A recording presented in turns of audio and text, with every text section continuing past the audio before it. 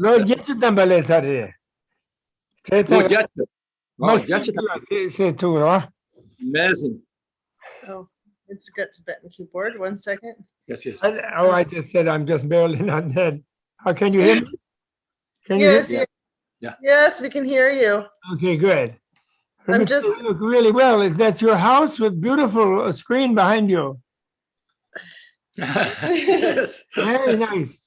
I love your book, Rinpoche. It's really great. The book is just terrific. Thank you. Shambhala book. we want to talk. How are you? You were very busy. You were making ter bum bumba. Any tergi bumba ro sunang ro. Oh, yes, really.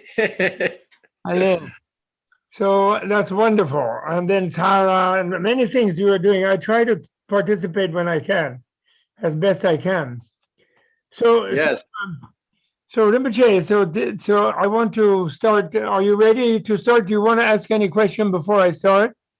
Yeah. The actual podcast will go for about 45, 50 minutes. Oh, yeah. It's sort of dialogue, but you mostly will talk. I'll ask questions.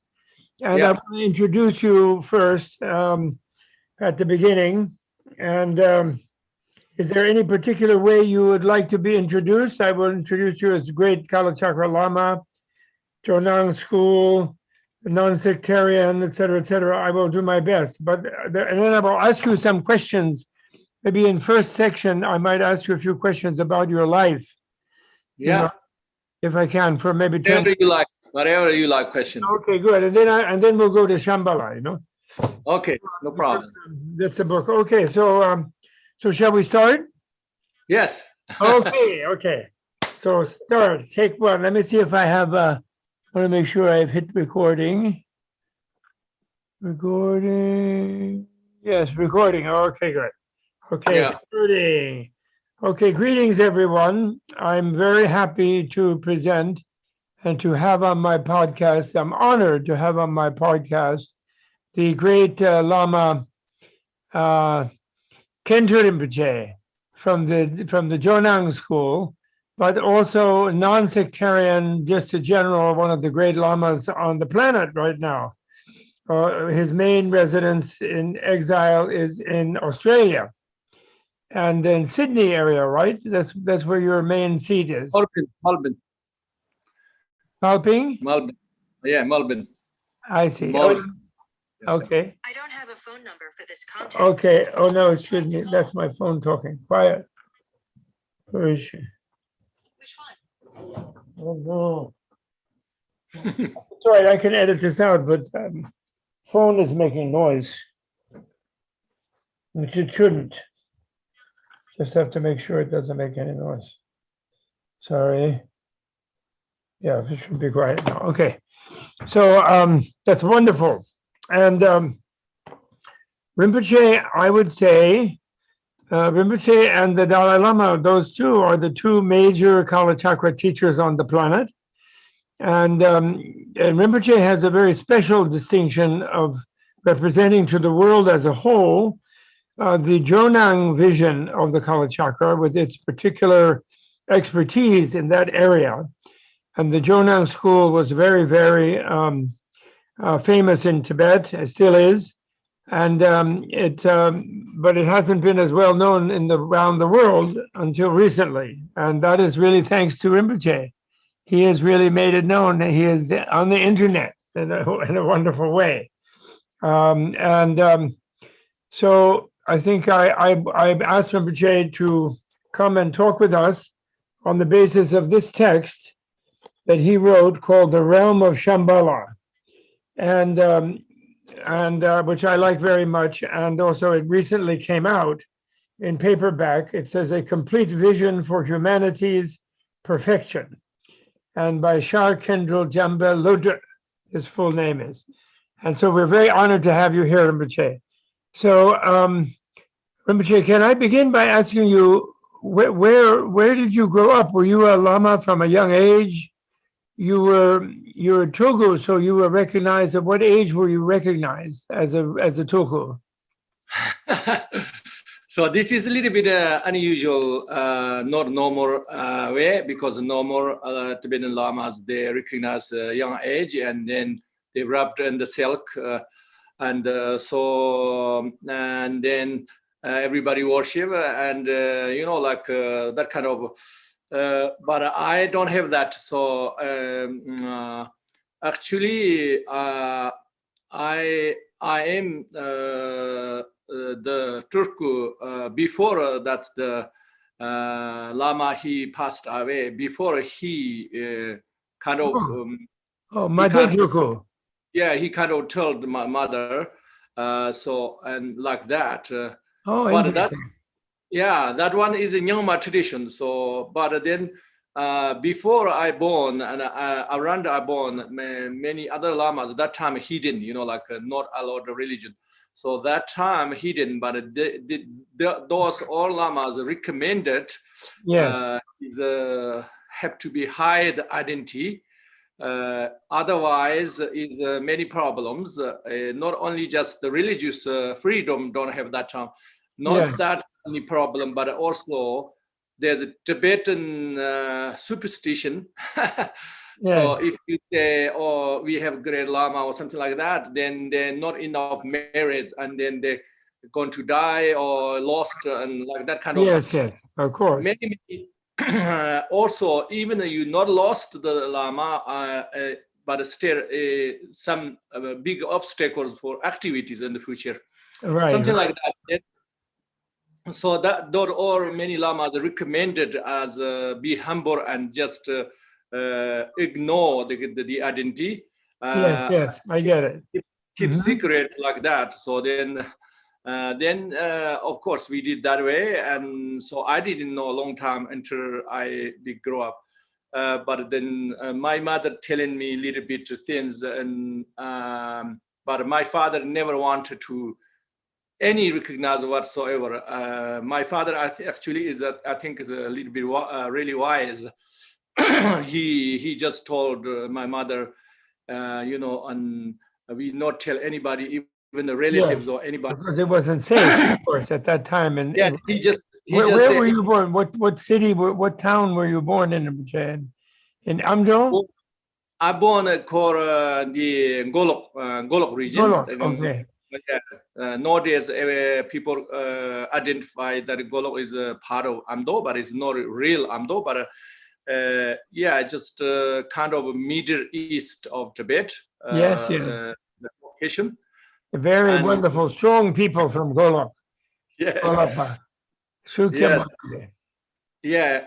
And so we have many great lamas born Golok, and also very Rimepas. So we and Golok are called Rime.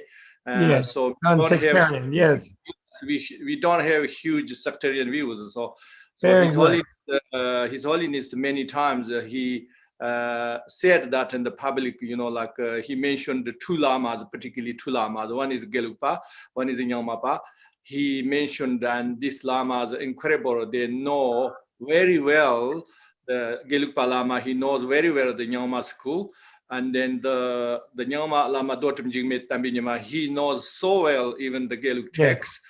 And His Holiness mentioned many times. So that's my region. Yes, of course, wonderful. Well, then, since you had to be a little bit secret at first, were you able to study when you were young? Did you and become a monk? You weren't able to do that right away, then maybe. Yeah, I didn't even become a monk until age of 19. Okay, well, that's traditional way. That's okay. Yeah. That's really good. Yeah, it's so from the age of 19, I have to read and everything. I have to teach myself read and everything, because we don't have schools or nothing. Yes. So it's a very, some people even, how come you become monk now? It's almost impossible. You can catch up everything. People have that kind of. Well, not only did you catch up, Rinpoche, but you became very expanded in your view. It's really wonderful. And so I think that shows that you can't keep a genius down. I think it's really wonderful. And then when did you get out to Australia then, when you were, after some decade or so, when did you go to Australia? End of 2003, as I think more like 2004. Okay. Yeah. Okay. Oh, that's great. And I like, we met in Bodh Gaya first time, right? When we met, wasn't it? Yes. In Bodh Gaya at Kalachakra time. That was most auspicious, really. I thought Yes. that was wonderful. And I like particularly you have a kind of new way of understanding, I think, Shambhala in a special way, which I like very much. So, what would you like mainly today to tell us, Rinpoche, yourself? When did you have, or put it this way, maybe, did you have a big experience? Did you dream about Shambhala? Did you have a sort of powerful awakening experience at some age or at some time? Or did it come gradually, your insight and your devotion to the Kalachakra? Or how did that work? And was your family originally connected with Jonang school, or you chose that yourself? Or tell us a little about how you developed. Oh, my father was Nyangmapa. He is not really Chonangpa. I see. And then my mother is a teacher also Nyangmapa. I see. Wasn't Chonangpa. So I also studied Gelu and Nyama and Sakya and those things. I did, Gagyupa. These practices I did many years. Yes. So I went to Jonang school, the latest I went to, so, and then finally, I have many teachers, many lamas, but then my favorite lama, the Jonang Lama, I see. Lama Lumchen. What was his So, name? Lamang Hutup? yes. Okay. Lama Lumchen. So then also I practiced the retreat, the 6 yogas and everything. So then becomes my main practice, the Kalachakra. So in that way, I connected with Jonah. Oh, that's great. You did the dark retreat and the day and the night retreat and the day retreat. This thing. Yes, of course. We have the 3-year retreat strictly. We practice at that time. We have to group practice together. So I have to lead some groups, like that. My lama asking me lead them. So I have two groups leading them and like that. And 3 years, incredible practice. And then after 3 years, we are together finished. Then I feel I need practice by myself. So then I did by myself solitude practice 1 year. I see. Oh, fantastic. That's wonderful, Rinpoche. And then you decided, when did you learn English? You decided you wanted to teach foreigners? Only in Australia. Only in Australia, but you speak very well. It's wonderful. So and you carry the message of the Kalachakra to the world, and very bravely, I think. I really like it.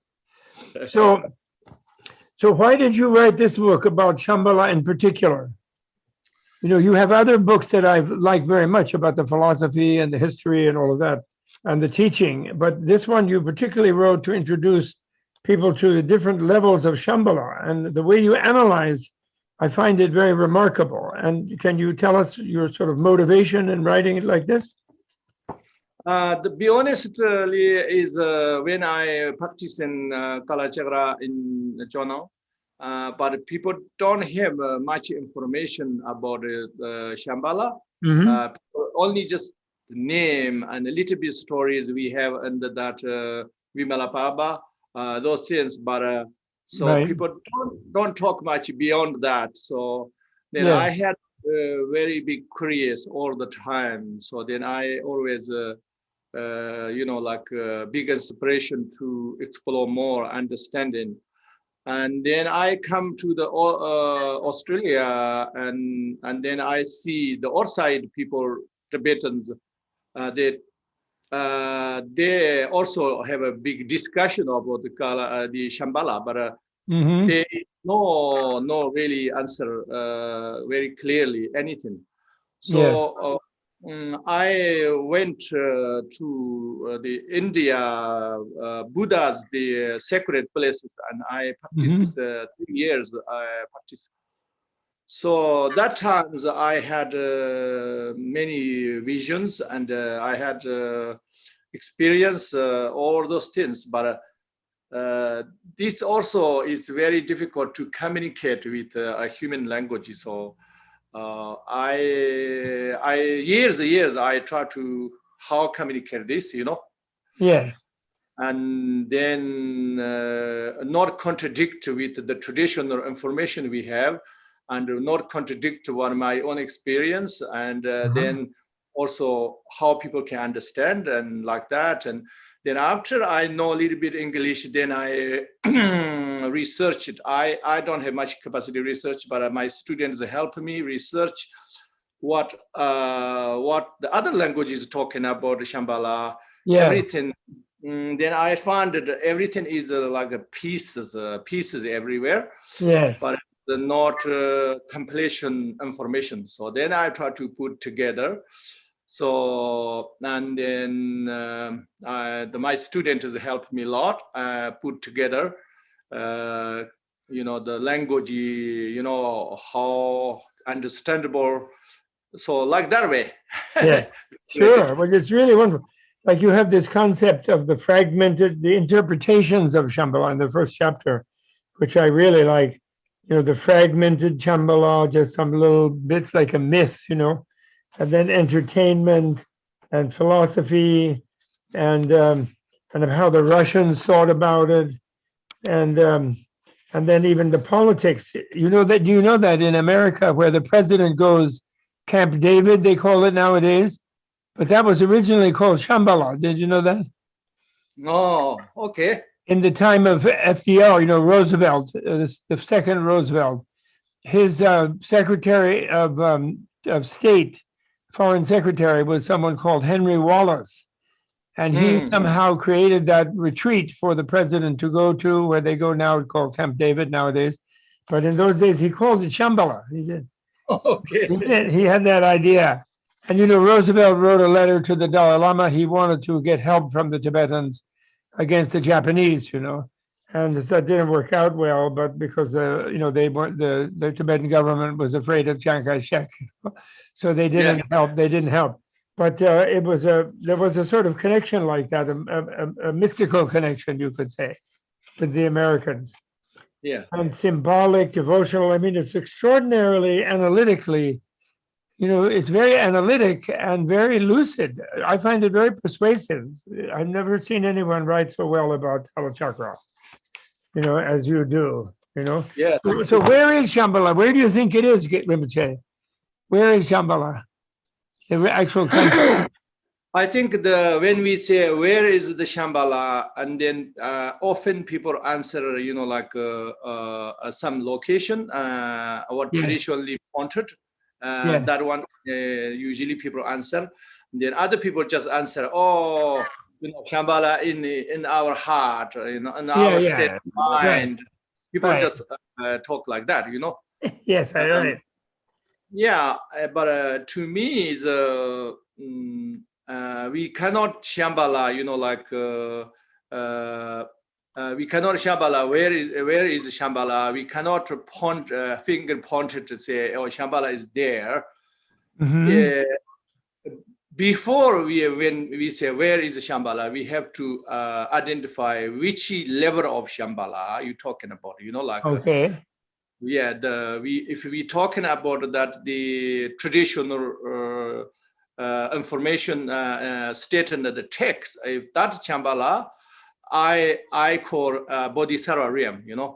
I not identify as Buddha realm. I not identify Samsara realm, but I more like Bodhisattva realm is just between and the Buddha's realm and between the Samsara realm. So that's why it's a Bodhisattva realm.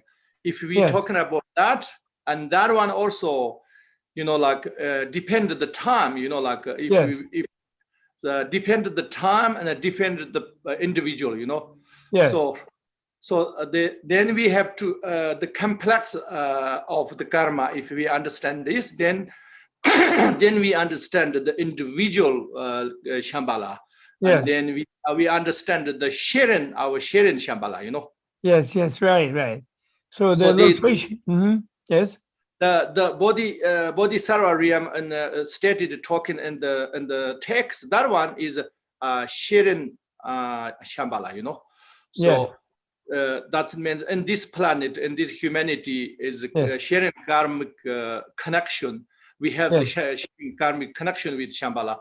So that's why I think Buddha prophesies with this connection we can transform our world as a golden age, you know. So yes, absolutely. yeah, so that one is individually you can find and is particularly locations, but in everybody can find in one location, no possibility, you know. That's so. But then the story about how about 400 years from now, suddenly the country becomes visible somewhere up in like the North Pole or something, Siberia, or something like that. Is that is you take that as only mythical? You don't take that. You think that is not a real thing? What do you think on Earth? No, I don't think this is mythical. You know, some people could think is mythical. Of course, they have reasons I can think of mythical, but I feel like it is rare at that time and that particular people for them, right? That connection people as a real. But what I see is this Shambhala is particularly small kingdom is no longer anymore. Is after introduced the Kalachakra Tantra and they practiced the Kalachakra, then transcended this this Shambhala. Okay. You know, so now is like a much more subtle realm. Yes. Yeah. Sure. Yes, I agree. I agree.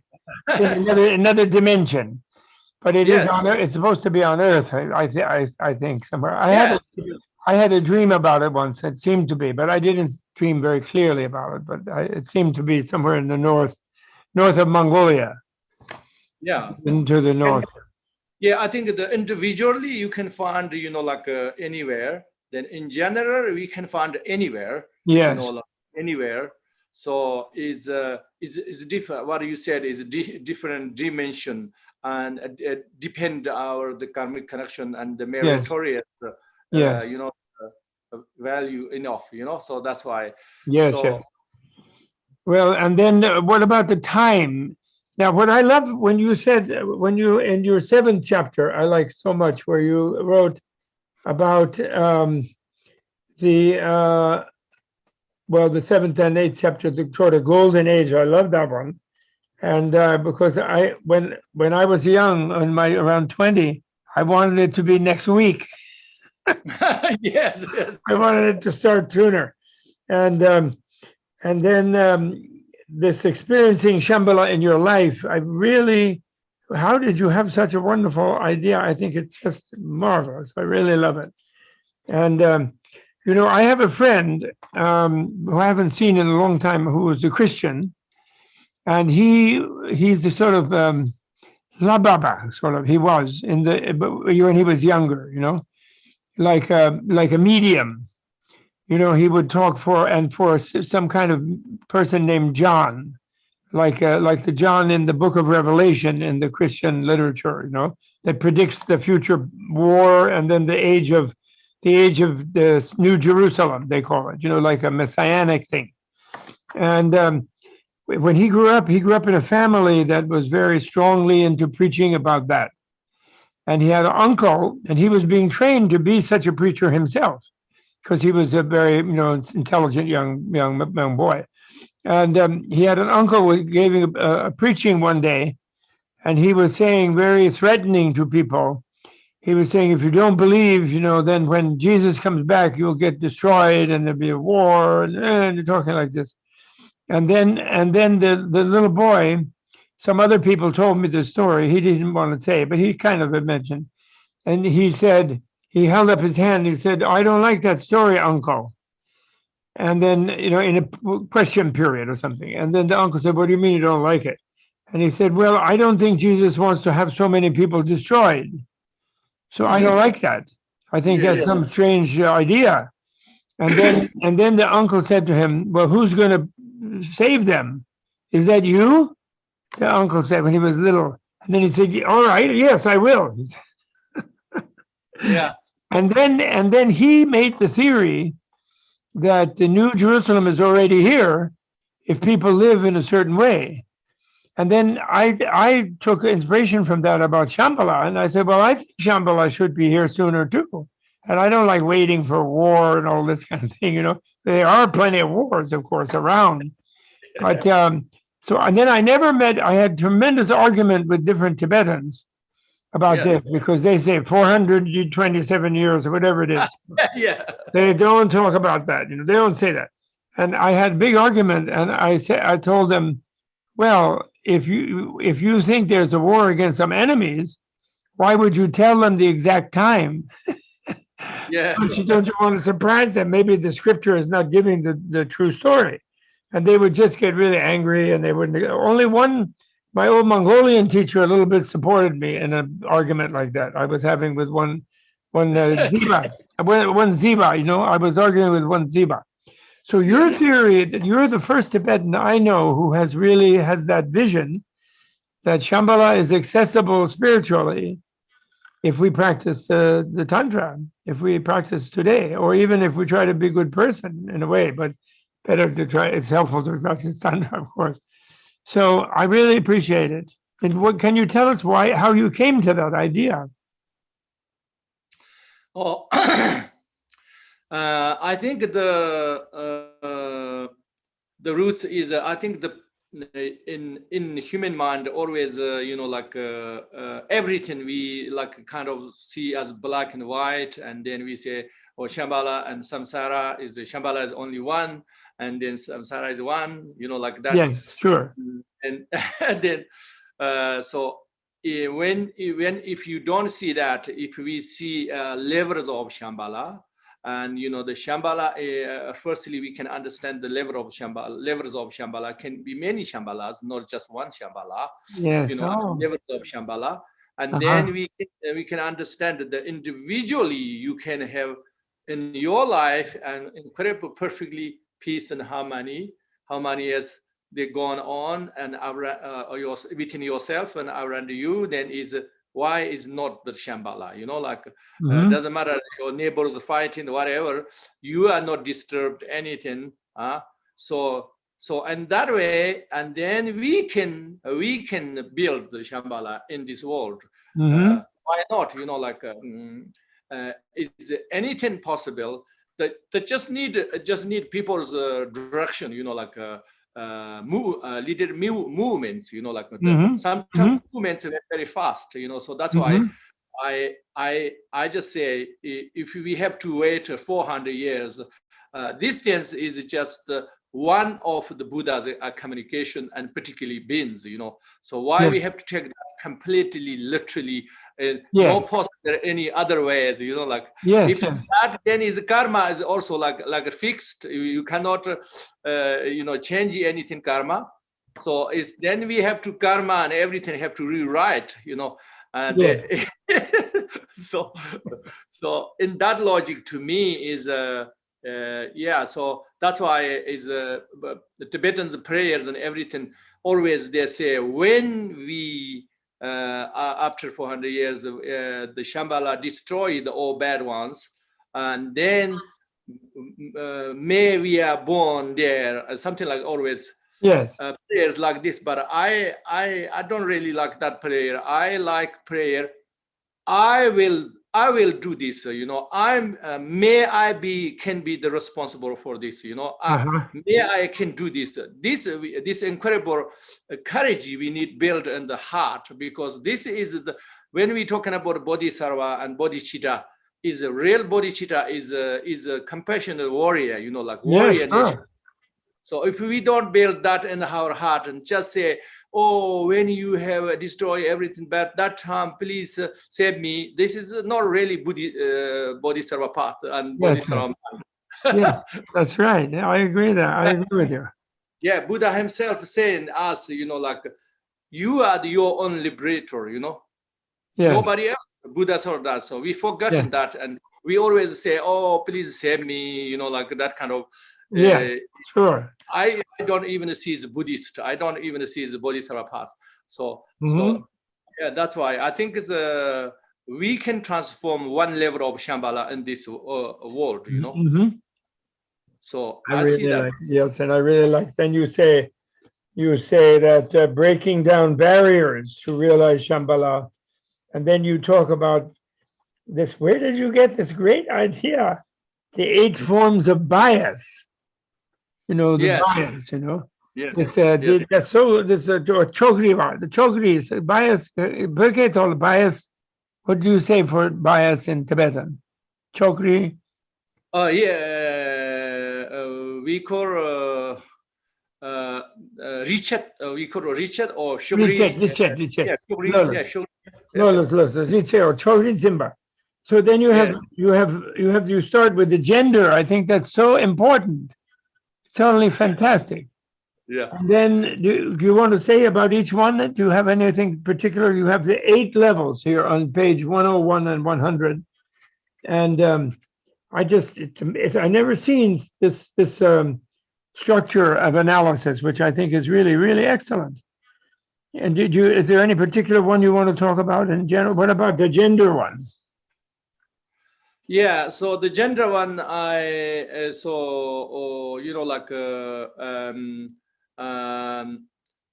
see is what I see is it's not only see, I experience is, like the gender.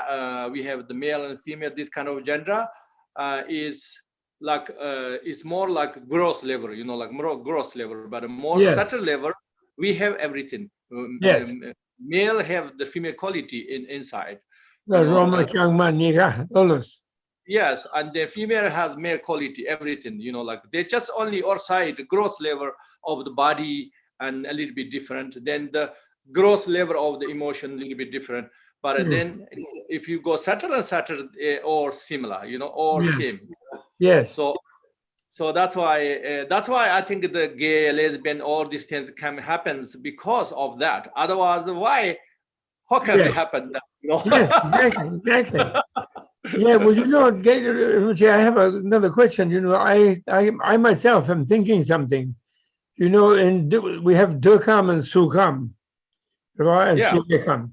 Yeah. So we have the desire realm, the form realm, and the formless realm, 3 realms, right? And then, but the desire realm is also a form realm because we have matter in the desire realm. Yes. So the thing about the desire realm is that there's gender there, so male and female. And the female looking for the male and the male is looking for the female. But the realm of pure form, there's no such gender, it seems to me. But in the ancient texts, all they write is there's no women there. Yeah, but if there's no women, there's no men. In other words, every being has both male and female elements. So they're maning sort of like a kind of combination in each being, in each Tsangbe, Brahmataika Deva, Tsangbe La, Tsangbe Negi La. The Pota Mota Nika Yomarva Jetsanga, that's why it's pure form, because it's not the impure of sexuality is going on, you see, in form realm. Right? And for example, in Pure Land, that means in Sukhavati, Amitabha, Sukhavati, or such pure land, Ngumbagawa of Akshobhya. In those lands, they always say in the old text, there's no women. Yeah. But that's mean, that's rude to women. There's no men either if there's no women. And even in Sukhavati, they don't eat ordinary food. And they don't have excrement, Yagmayomari, They don't excrete anything. So then also there's no sexual gender differentiation. So it's just a kind of cultural thing to say no women, but actually there's no gender at all, something like that. What do you think? Yeah, I think this text I answers before say many feminine people are very upset about this Sugawati have no woman, blah blah blah. Why like this? And then I say there is 2 possibilities. One is we talking about the ultimate union. If it's the ultimate union, there is no such thing. You have to identify separately what you said. And the other possibility, we have to think about what time Buddha taught that, what kind of the community, the culture he taught about. Yes. That time is like nobody wants inspiration to be a woman, Yes. like kind of the culture is so bad on women or something like that. That's right. That's right. Such a Nobody hardship. wants born a woman. So then maybe if you say Sugawati have no woman, and then that's kind of leading to inspiration, Yes. so that's also a possibility. We have to think of many things. Yes. Very good. But I never saw an Abhidharma book or anything that the Sukham Gila and then the Dagshin Gila are basically no gender. If there's no women, there's no men. Basically. Yeah. Either way, Yes, they don't have the gender. So that's really important because nowadays the whole equality of the genders is a huge thing, and that will make important thing for Shambhala. Then let me jump on that question, Gala, a little further, and that is Rinpoche, and that is Natso Yum Vishwamata. Yes. She has no atoms, right? Yeah. But then Duchikolo Koran, he has atom or he has no atom also when he's connected with her.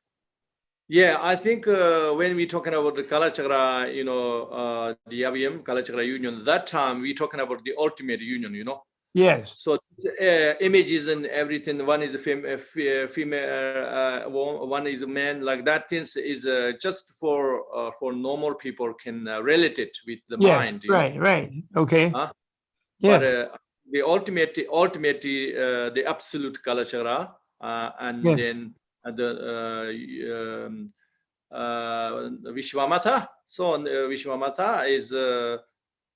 We can explain many ways, like you can say the ultimate beauty. The ultimate beauty is but also you can explain that ultimate mother, Yes. ultimate mother nature, or you can say there are inseparability, inseparable, the masculine and feminine, completely 100% a union, that is the is union means is not two together, put together like ordinary union. If we say, we unite very well, like that is not the ultimate union, but the ultimate union is inseparable, Sure. It's wonderful. Yes. So that's unique Kalachakra thing. I think it's just amazing. Natso Yum. I really like it. I used to translate the Natso Vishwa as universal, like Sarva or Maha, but I think it's multifarious. I translate nowadays multifarious, like multi-aspect, multi-thing. Yeah. So so that's, and then race. The race thing is so bad. And again, I always think Kalachakra is so excellent because he has a red, white, and a very dark blue, almost black. So red, white, and dark blue. And then finally yellow in the back, he has the yellow. So that's the Native American people are red, and actually Tibetan used to be Dong marble. And then the white is the Europeans, and the black are Africans, and then yellow are the Chinese. And yet that's one body, has all the colors. Yes. So that is an ideal for, because we have so much trouble about race. Yes. In Australia, you have the Aborigines and the white people from Europe. A very sad story for a long time. Maybe a bit better nowadays. Maybe a little bit. They're trying to do something, I think. And we have very bad story here, of course. Yes. So I think. This race and everything, like we just forgot, even from the beginning, we are just one human source. Hey, and then the tantric yidam, the Ishta Devata, the tantric yidam reminds us of all the skin color is irrelevant, and they just interconnect very beautifully in one body. Really, I think that's great. And then the young and the old. I never would have thought of that. That's really great. And I think, Yeah. what do you mean? You mean the young people think that's the whole thing is about them, and then the old people forget about it, and never mind Yeah. the baby. That's what you mean with that? Yeah, young and old means just today and tomorrow, like, huh? So today I'm old, but tomorrow you old, so I I'm young. know. I know, and my own attitude was very much like that. And recently, like I had a friend whose mother died, and I asked how old, and they said, "Oh, 92." And then I was thinking, I'm now 80. So then I'm thinking, oh, that's too young. Yeah. I, Also I young never and would young. have thought that. Yes, Yes. young. I think the young and the old also mainly our attitude, like attitude makes very differences. Yes. So usually people are stuck with what piece of paper, like piece of paper. When is your birthday, like that? But the main thing is how you feel and your attitude. That's the Yes. main thing. Yes. Yes. So because that's a proof, like many people, even if you look at the age on the paper, and the much 30 years younger ones, they feel older than you, like Yeah. Did you know It that? can be. Yes, indeed. Absolutely. Absolutely. Rinpoche, you did not reach 50 yet? I don't think so. I originally born in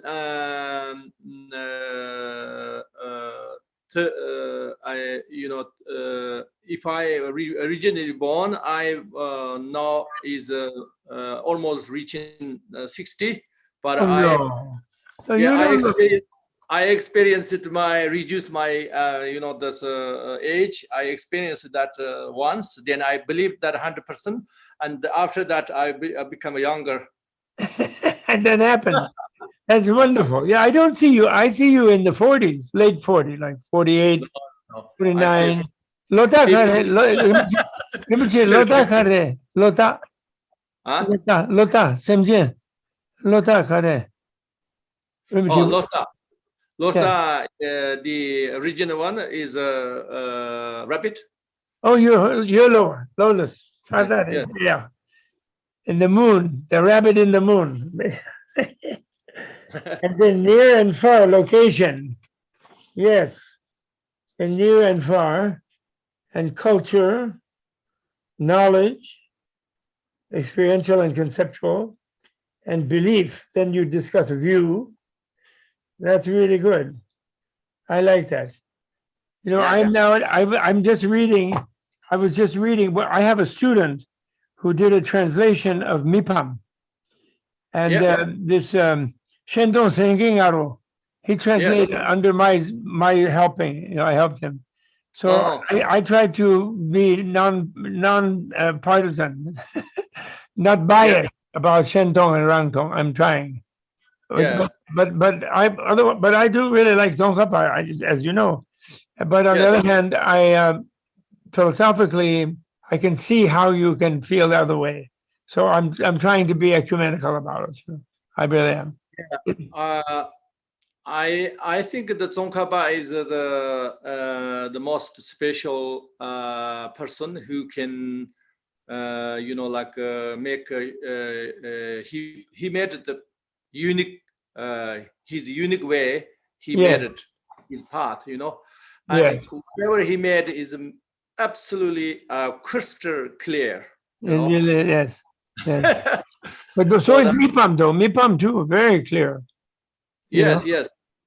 So I think we're both Manjushri, and Sakya Pandita, Longchenpa, they're all Manjushri, I think. Of course, they just different viewpoints they described. They need, because I describe like that way, different viewpoints. Oh, I want to tell you this. Yes. Usually people call Rime the non-sectarian. Yeah. And then people encourage you, say, oh, we have to be Rime, we have to be non-sectarian. People say that because that is politically correct. That's why people say. Yes, that's true. Yes.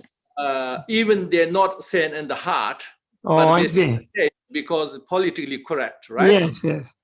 But the reason why I have to be Rime, and then people's main point, because Tsongkhapa, Guru Rinpoche, Atisha, or this Tolpopa, all of them, they are reincarnate each other. Longshinpa, Yes. Jamkun, whatever. Yes, People yes. say, this is reincarnate each other. They are our same Lama, reincarnate each other. So Yeah. we cannot have one is better and one is worse. Cannot have that.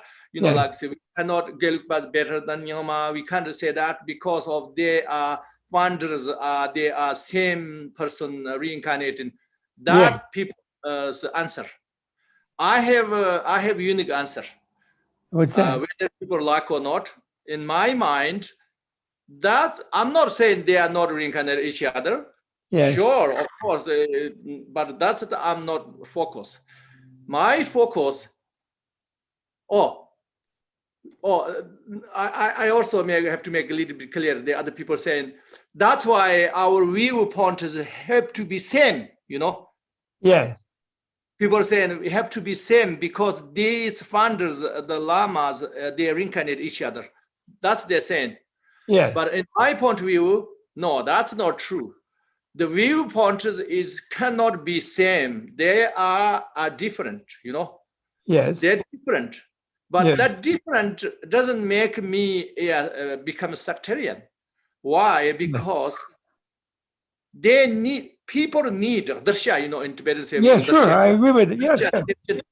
Darsha Semchen need this, Yes. So the variety people need different views. Sure. To follow and to have the devotion, and they need that. Yes. Because not everybody same. That's why many religions we need in the world, because they I see is all religion is temporary, temporary. Yes. Temporary Sure. garden, Sure. temporary garden, temporary totally agree. liberation. Yeah. Yes. So that's why the whole world need that religion. But within Tibetans, they need also these viewpoints. I never say Tolpopa's viewpoint and Tsongkhapa's viewpoint is the same. I never say same. Oh, they're not. Yeah. But they both crystal clear, Yes. what they point to you. And they both have benefits and liberating people. Yes. Yes, they both help people. Yes. Yes, that's why I describe as like medicine, like medicine, some medicine for some people poison. Yes.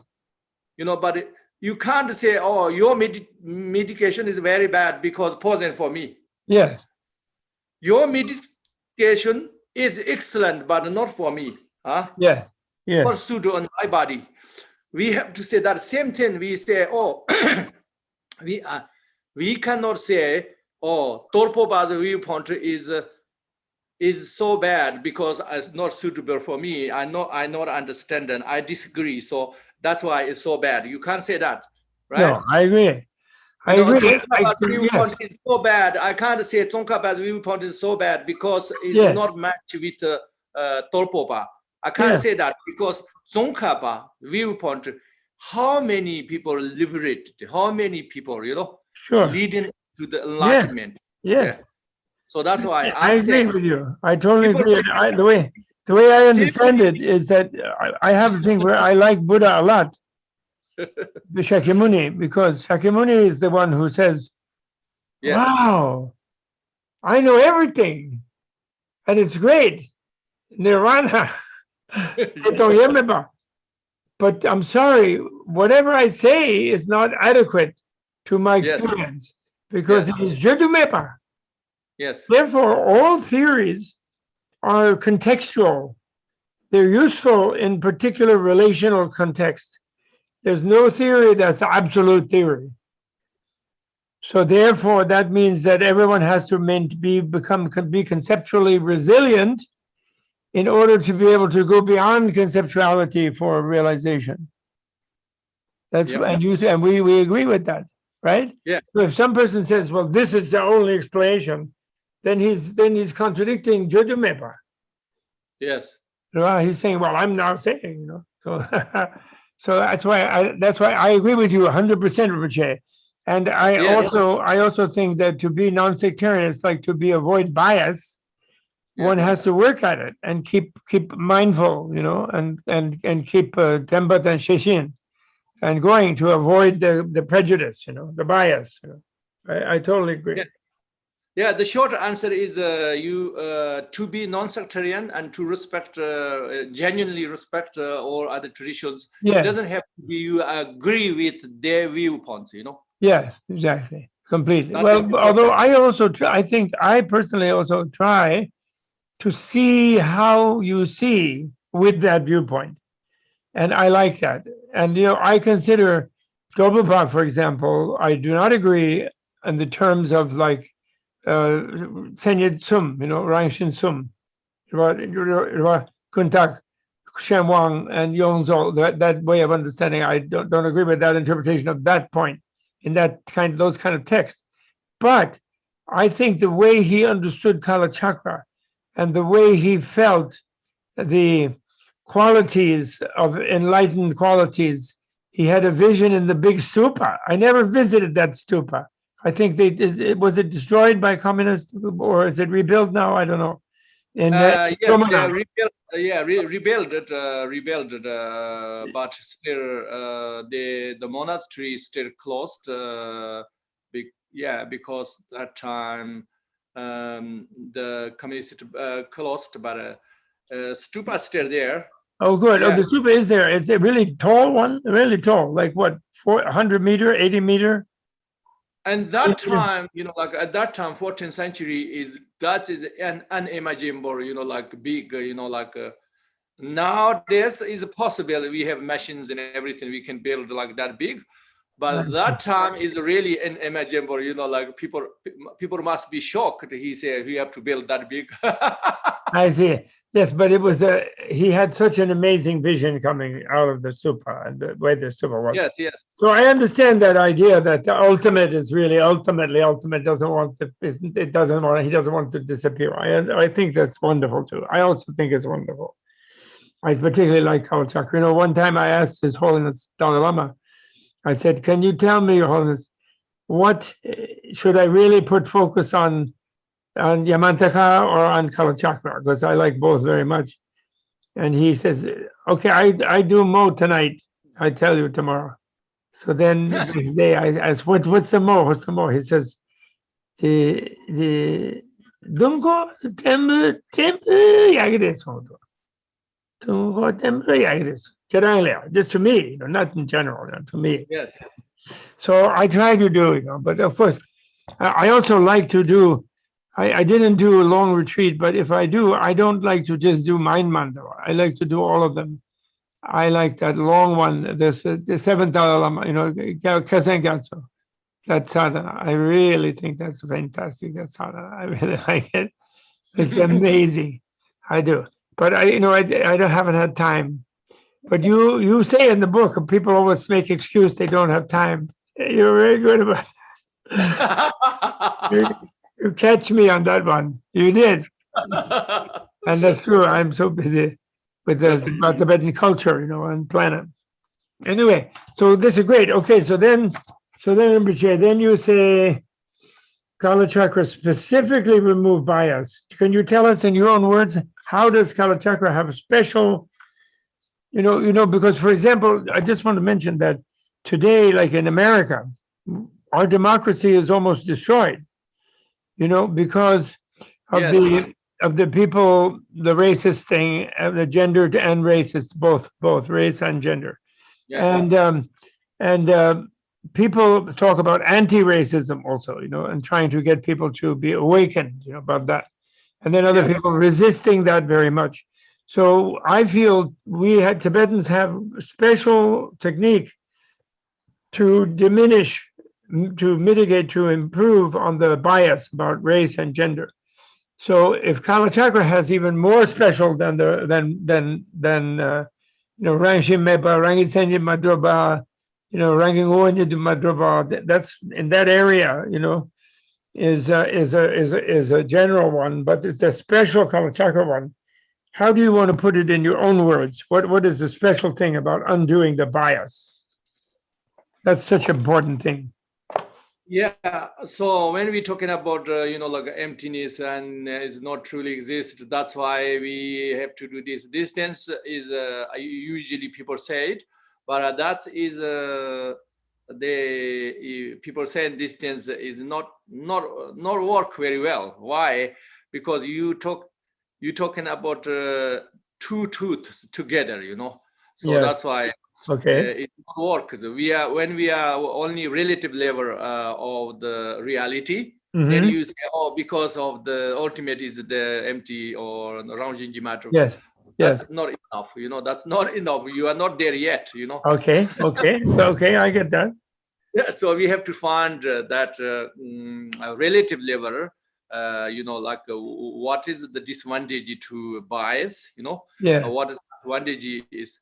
It's just people not think carefully, but it's very, very simple, like it's just very simple, like even, like within the family or couple or anything, if you, let's say two couple, the couple think, Mhm. oh, I'm better, if they're talking about their different families or something, they start talking that, they fight, right?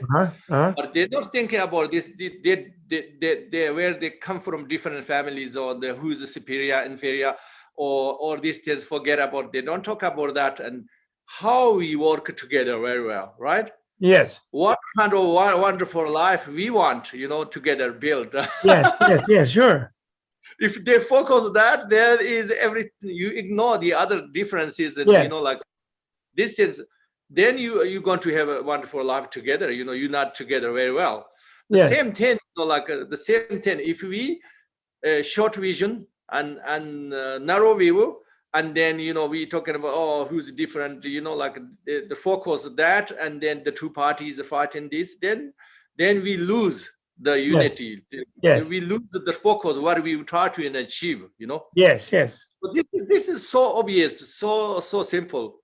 But they just people forget about, Yes. So Yes. the Kala Chakra level, we don't have to talk too much, but the Kala Chakra level is still too advanced, like we don't even not understand it. But I think the enough just inspiration, how Kala Chakra unified the Shambhala, how Yes. unified the Shambhala. Yes. Yes. Unification, how transcend the Shambhala, Yes. So that is enough. I think, this is Okay. enough. Then like today you talk about even the symbolic level, that Kala Chakra have many colors. Yes. No other deities have many colors. One That's on right. the That's body. right. It's Yeah. only Kala Chakra. So what Yes. that means, what that means, that path is Yes. all the diversity together work so well. Oh, yes. So that means is the Kala Chakra path is the really unifying our world, Yes. So that I believe that's why it's Yeah, that's logical. true.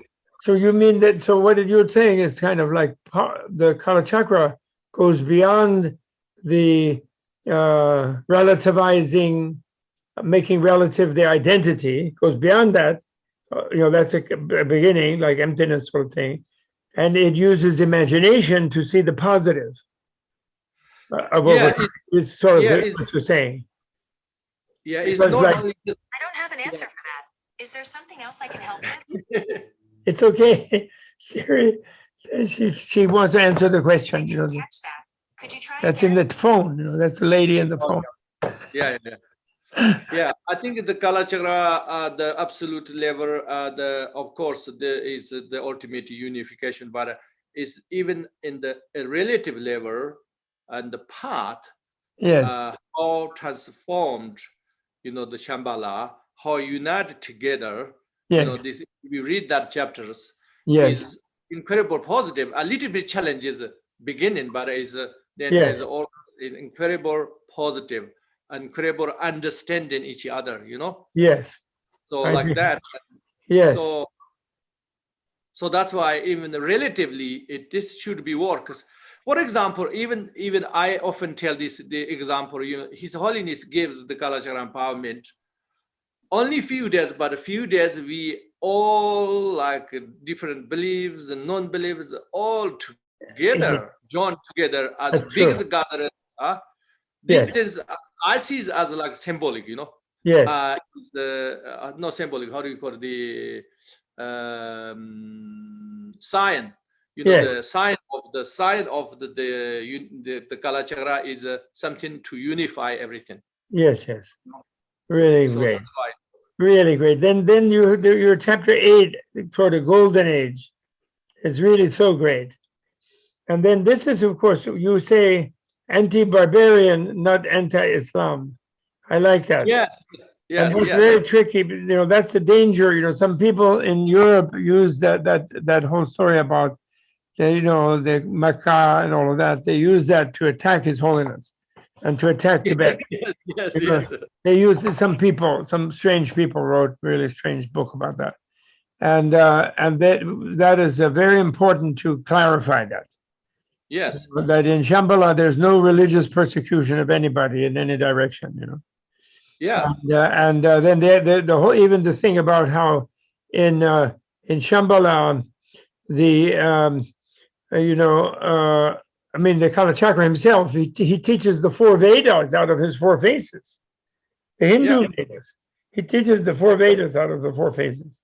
And then he, Vaibhashika, Sautantika, Vijnanavada, and Madhyamaka, also out of 4 faces. So Kalachakra is expressing all the different viewpoints and all the different traditions, really. And after Shambhala, there's no more of any kind of forcing anybody about any religion, which I think is really important to make. So the rest, everything, rest is temporary. Yes. The ultimate rest, we all same. The Shambhala mentioned that. Yes. Kalachakra mentioned the indestructible rest. Yes. Right? Yes. Vajra, Rik, Yes. That's right. And then I call, I translate the Kalki Javo, the Rigden. Yes. I translate that as democratic king. Yeah. Because they make all one caste, no Brahmin, Kshatriya. So everyone's same caste. So that's democracy. Yes, casteless. Democracy with the king, like Norway or England, is supposed to be. Something like that. So that's great. That's great. So thank you so much, Rinpoche. When this is I don't want to hold you too long, and also in this kind of podcast, people won't watch more than about 1 hour or something like that. So is there a last thing you would like to say, Rinpoche, about Golden Age? I think your work on bringing Kalachakra and making it known around the planet is wonderful. Is like that's helped to bring Golden Age. I really think so, and I especially like how you say, if you do Kalachakra, then you're being in Kalachakra now. You don't say, I'm going to be born later in Kalachakra. I mean, maybe that might be the case, but the point is, I'm in Shambhala, in other words. But I'm saying you're making Shambhala now. This is what I like. I like that idea. So is there anything else you would like to add? Say sort of final Sogdam.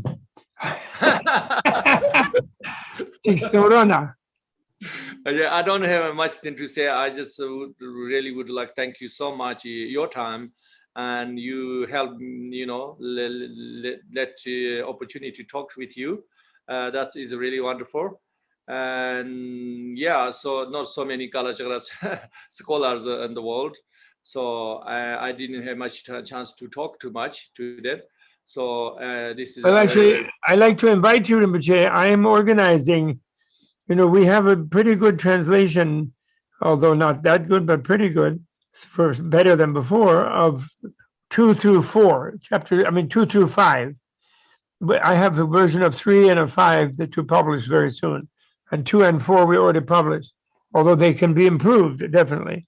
And then 1, there's some parts of 1 were done by one person, but he didn't finish. There's a lot left over, and so I want to make a Kalachakra Translators Conference, for the purpose of the translating Vimala Prabha, especially and Duchikolo, and the Nyungu, the Lagu Kalachakra.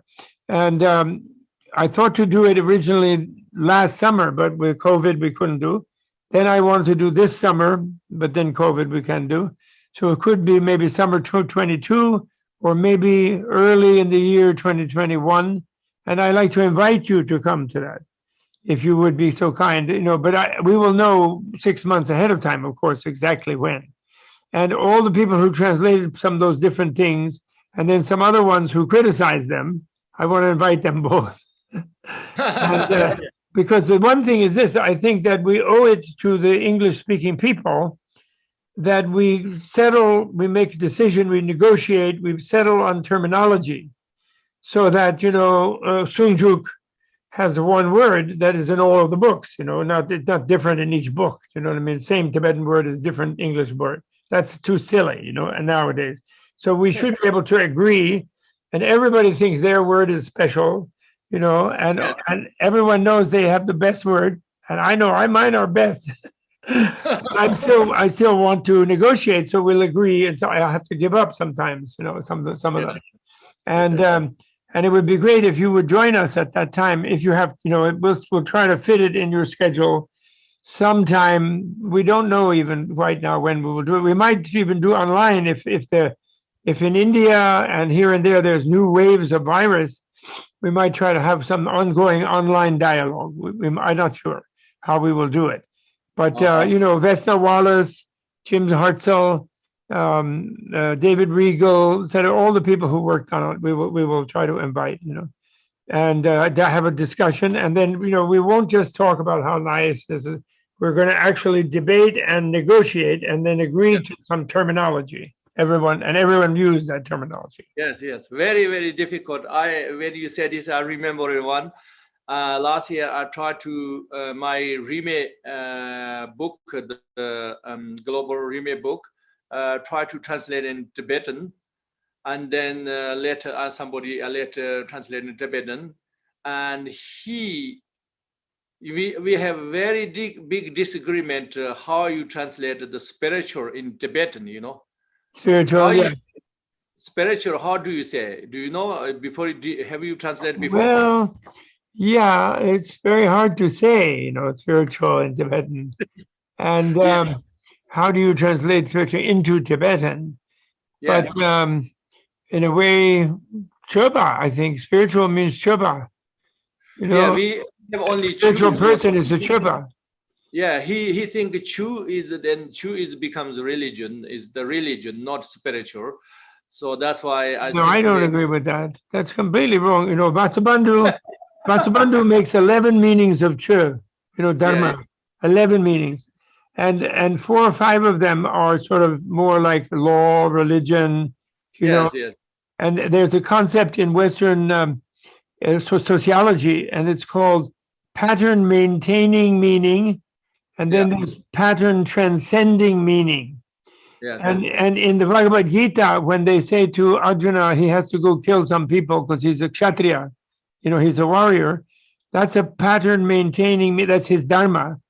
That means that's a pattern, that means duty, or, custom, duty, law, of the law of the warrior. But then Buddha's, path, teaching, virtue, even nirvana, ultimate reality. And all of those meanings are pattern transcending. They're beyond, they are like freedom, they're going toward freedom. And so to just say Chu is only religion is totally wrong. I think you have to say Chuba. I do translate, for example, bodhicitta. Bodhicitta, I use the word spirit in English, and I say the spirit of enlightenment, because you can't, if you say will to enlightenment, then that's only the aspiring mind, but then the jusem, that's only the, dosem or whatever it is. But the jusem of the bodhicitta is actual action and the feeling of that. So I say spirit of enlightenment, I like to say, and conceiving the spirit of enlightenment. And but some people use that, but other people, they always write it in Sanskrit, bodhicitta. Yeah. And on top of that, they make me really mad because they write it with a C in English. Yeah. And in English, the C you don't pronounce cha. You have to either ka or sa, but not cha. So everybody's going bodhicitta. All the Westerners are going bodhicitta. Yes, And so Okay. at least you have to put ch.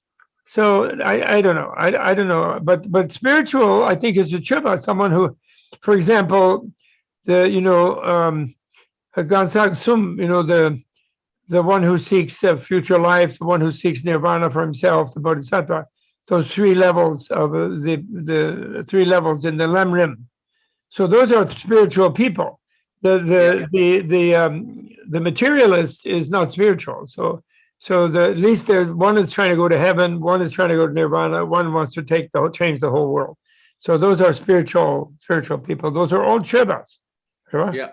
And a cheba who is only wanting to just living in this life, they're not really spiritual. They're just materialists. Yeah. He said just yit ton, yit, just the yit sim, yit, the yit ton is just meaning, yit